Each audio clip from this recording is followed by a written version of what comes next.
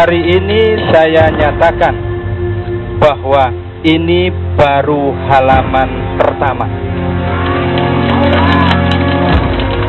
Masih banyak halaman-halaman berikutnya yang akan kita buka dan baca bersama, tentu untuk kebaikan kita bersama. Saya terima kasih yang besar pada Pak SBY. Mudah-mudahan peristiwa ini punya arti, punya makna, dan menjadi hadiah tahun baru 2014. Halaman demi halaman telah dibuka Anas Urbaningrum. Halaman kedua pun seolah menjadi babak baru sebuah pertempuran politik. Setelah sempat tidak memenuhi panggilan KPK pada Selasa 7 Januari 2014, akhirnya Jumat 11 Januari kemarin, Anas memenuhi panggilan KPK sekaligus menjadi Jumat keramat bagi Anas Urbaningrum. Sepanjang 2013, awan gelap terus membayangi Partai Demokrat. Bahkan pada Oktober 2013, Presiden Susilo Bambang Yudhoyono yang juga Ketua Umum Partai Demokrat tidak ragu mengatakan bahwa selama 2 tahun lebih partainya selalu menjadi bulan-bulanan lawan politiknya. Mengapa jika kader Partai Demokrat yang salah menghabisinya tidak kepalang, sementara yang lain aman-aman saja? Adilkah cara-cara seperti itu? Selain serangan dari pihak eksternal, perlawanan sengit pun terjadi di internal partai berlambang Mercy ini. Pertarungan politik antara Anas versus SBY selama tahun 2013 menjadi salah satu peristiwa besar dalam jagat politik nasional. Manuver politik serta intrik politik kelas tinggi terkemas rapih dan berhasil menyita perhatian publik. Sebenarnya saya bermohon kepada KPK untuk bisa segera konklusif dan tuntas apa yang dilakukan terhadap sejumlah kader Partai Demokrat itu. Kalau salah, ya kita terima memang salah. Kalau tidak salah, kami juga ingin tahu bahwa itu tidak salah. Termasuk Ketua Umum Partai Demokrat, Saudara Anas Urbaningrum. Itulah cuplikan pidato SBY yang seolah membakar sumbu api dinamit melawan Anas Urbaningrum.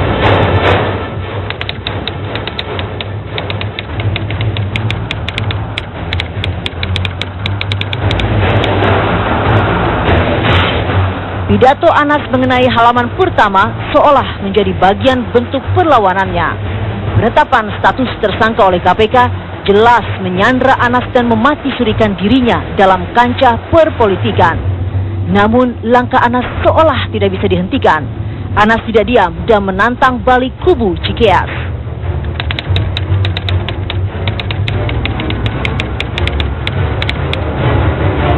Berdirinya PPI seolah menjadi armada Anas dalam melakukan serangan balik ke Partai Demokrat. Bahkan PPI dianggap bagian dari halaman pertama lembaran Anas. Ucapan terima kasih terhadap Presiden SBY seolah membuka halaman kedua. Akankah ada halaman-halaman lainnya? Bukan tidak mungkin Anas akan membuka halaman selanjutnya di balik jeruji KPK. Rp1 saja, Anas korupsi Hambalang, gantung Anas di Monas. Aroma panas semakin tegas. PR besar menanti penegak hukum. Ujung tiang Monas seolah menunggu janji panas dari Anas.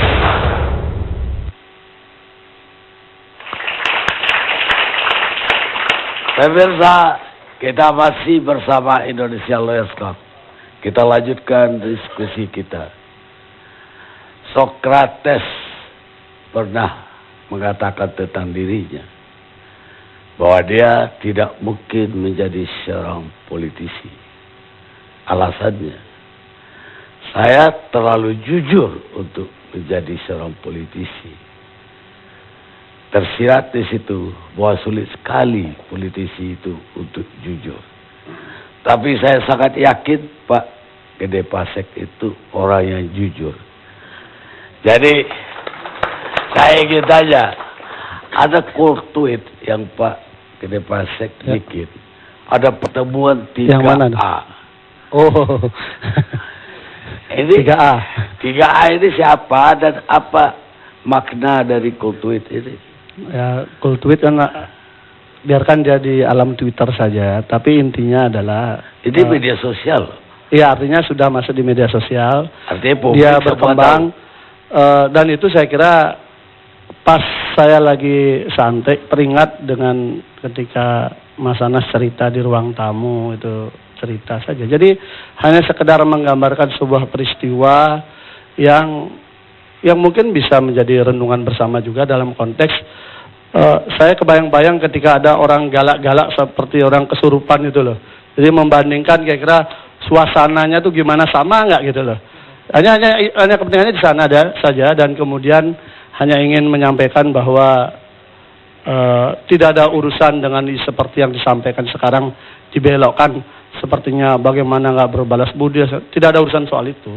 Itu hanya menggambarkan bahwa benar ada sebuah peristiwa seperti itu, dan silakan orang menilai, publik menilai dengan berkacamata masing-masing gitu.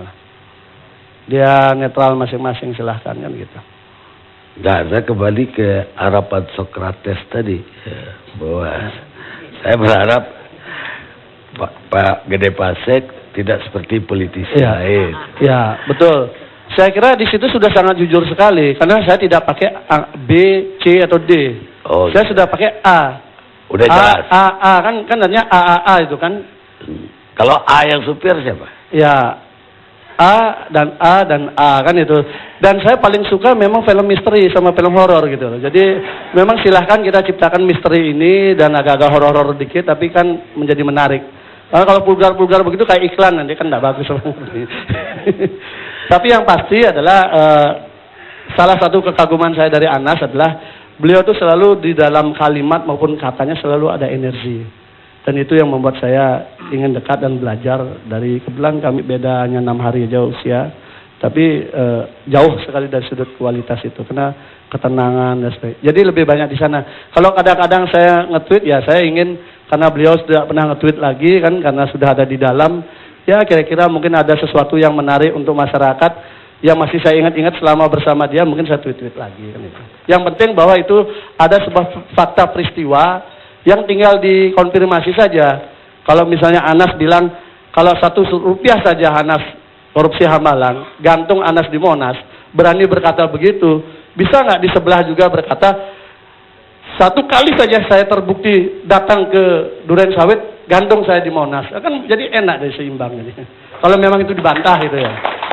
Saya kira itu ininya. Siapa itu? Saya kira tetap saya suka film misteri gitu. Ini bukan urusan ini, karena inisialnya tetap sama. Dan itu bukan saya loh yang pertama sebenarnya. Dan satu hal Bang Karni, sebenarnya beberapa hari ini rencananya Anas itu akan melonsing sebuah buku. Kemudian karena beliau ada di dalam, jadi ini saya berikan kepada Bang Karni saja untuk pertama kali. Sehingga besok hari Jumat mau di launching bukunya. Karena Mas Anas sudah ada di dalam kan, tidak mungkin ikut melonsing buku. Jadi yang pertama ini diberikan pada Dr. Karni Ilyas. Judulnya Kebangsaan Kita dari Anas Urbaningrum. Dan itu kebetulan pengantarnya dari dalang kita, Pak Sujo Tejo juga itu.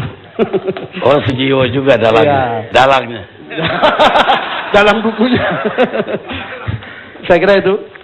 Sekarang Trianto, Anda juga sangat setia banget ya. Sampai-sampai Anda kepingin ikut ditahan sekalian.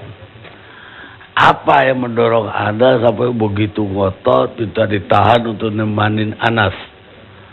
Iya, silakan. Terima kasih ya Bang Karni ya. Jadi saya kira keyakinan saya dengan keyakinan Mas Anas ini sama ya. Bahwa saya yakin Mas Anas ini yang sekarang dihadapi ini adalah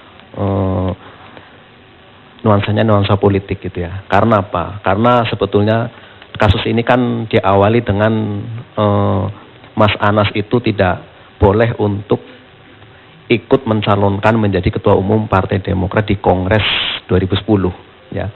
Beliau suruh jangan dulu, jangan nyalon ketua umum, suruh menjadi sekjen gitu kan. Nah, disitulah kemudian karena Mas Anas tetap ngotot maju menjadi ketua umum dan kalah calon yang didukung oleh kubu yang punya Partai Demokrat ini, ada semacam dendam politik yang akhirnya timbul seperti ini. Jadi saya yakin bahwa kasus yang dihadapi oleh Mas Anas adalah kasus politik, itu seperti itu ya.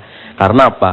Dari menjelang Mas Anas menjadi tersangka itu banyak sekali kejadian-kejadian. Apa itu yang mendorong Anda untuk setia banget sama Anas? Ya, makanya nanti kita akan ini ya. Terus dan juga masalah karena apa? Saya kan dipanggil dalam kongres ini karena ini terkaitan dengan kongres ya.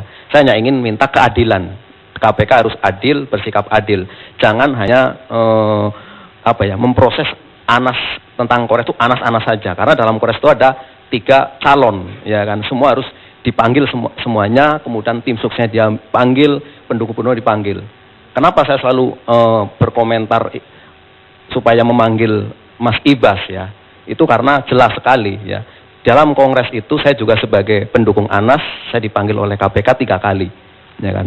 Di situ dalam panggilan Hambalang, tetapi di situnya diperiksa sebagai peserta kongres, ya kan. Harusnya KPK juga memanggil Mas Ibas, ya kan, sebagai SC maupun sebagai tim suksesnya Andi Malarangeng. Jadi jelas di situ kan ada semacam KPK itu adil, ya kan. Jangan merasa takut seperti ini. Ini kan takut, tidak fair, ya kan. Hanya Anas pendukungnya saja yang dikejar-kejar. Itu permintaan saya sebagai peserta kongres dan ikut di kongres itu seperti itu. Masalah saya kemudian menjadi loyalis Anas dan setia ya karena saya memang saya meyakini. Kenapa saya membela Anas? Karena apa? Saya di Demokrat, ya kan. Di Demokrat ini sudah tidak ada lagi demokrasi, ya kan. Karena apa? Dengan Anas dilarang untuk mencalonkan diri menjadi ketua umum, itu kan tidak ada demokrasi. Makanya buat apa saya harus di Partai Demokrat? Kalau suatu saat nanti saya 10 tahun lagi saya menyalon ketua umum, pasti juga nggak boleh kan? Itu kan seperti itu. Itu ya kan. Jadi itu yang ya seperti itu. Kemudian saya membela Mas Anas karena ini teraniaya seperti itu. Kemudian setelah Mas Anas tersangka, memang saya janji waktu itu. Kalau Mas Anas tersangka dalam kasus Hambalang, saya mengundurkan diri jadi ketua DPC Partai Demokrat dan itu sudah saya lakukan. Kemudian berita sekarang ini ya saya yakin juga kalau Mas Anas nanti di persidangan salah dalam kasus Hambalang, saya akan mengundurkan diri dari dunia politik. Tidak akan pernah bermain politik lagi seumur hidup saya. Itu saya seperti itu ya. Kemudian Mas Anas sekarang di dalam penjara, ya kan. Harapan saya bisa menemani Mas Anas, ya kan. Umpama hari Senin sampai hari Jumat, hari Sabtu saya bisa pulang, ya kan. Karena saya punya istri gitu kan. Itu seperti itu. Itu harapan saya kan. Itu ya kan. Dan ini saya sudah komunikasi dengan pengacaranya Mas Anas. Apa bisa seperti itu, ya kan. Itu seperti itu. Itu harapan saya seperti itu, gitu kan. Kalau saya dilama-lama di sana nggak pulang ya istri saya kasihan di rumah kan. Itu seperti itu. Jadi ya ini hanya semacam bagaimana saya membela Mas Anas yang lagi di saat orang lagi susah itu kan orang lagi senang itu semua orang memuja-muja kemudian wah gini-gini, tapi di saat orang lagi susah semuanya menghilang. Lah saya tuh nggak mau seperti itu. Ini orang lagi susah gitu kan, itu seperti itu. Ya banyak yang hilang itu kan seperti itu. Jadi Anda mau menemani di tahanan sampai Jumat? Ya Senin sampai Jumat, Sabtu Minggu ya cuti pulang ke Cilacap kan gitu. Ya bang, kasihan juga istri Anda. Oh iya, ya kalau di sana terus-terusan bertahun-tahun ya kasihan juga kan. Ya istri Anda 3 kan? 3 ya kan. Ya kalau semalam aja juga kasihan ya 2. Ya kan bisa 1 hari bisa berapa kali kan. Jadi itu yang mendorong Anda loyal sama Anda. Oh ya, saya loyal sama. Terima kasih. Sekarang kepada eksponen baru, Anwar, eksponen Partai Demokrat lama tapi dibaruin, pendiri dulunya. Sekarang jadi kembali ke habitat. Ada tanggapan Anda sampai ngomong bahwa ini hadiah tahun baru untuk SBY sebagai caleg Demokrat. Makanya saya mau bicara di sini lepas dari soal hukumnya, saya bicara soal hukum saya nggak katanya Anda. Ya, etika dan moral, akhlak. Saya kenal dengan Anas Urbaningrum. Dekat? Dekat. 20 tahun lebih sebelum dia jadi ketua HMI.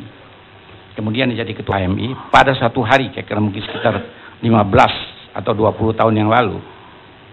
Anas ini sering datang ke pesta-pesta artis, kalau ulang tahun sering datang. Terutama kalau yang datang ini adalah Marini Zumarnis. Waktu itu Marini Zumarnis ulang tahun. Jam 3 apa jam 4 undangannya. Karena saya dekat dengan suaminya dan juga anggota saya datang lebih cepat jam 1. Di acara itu di daerah Santa.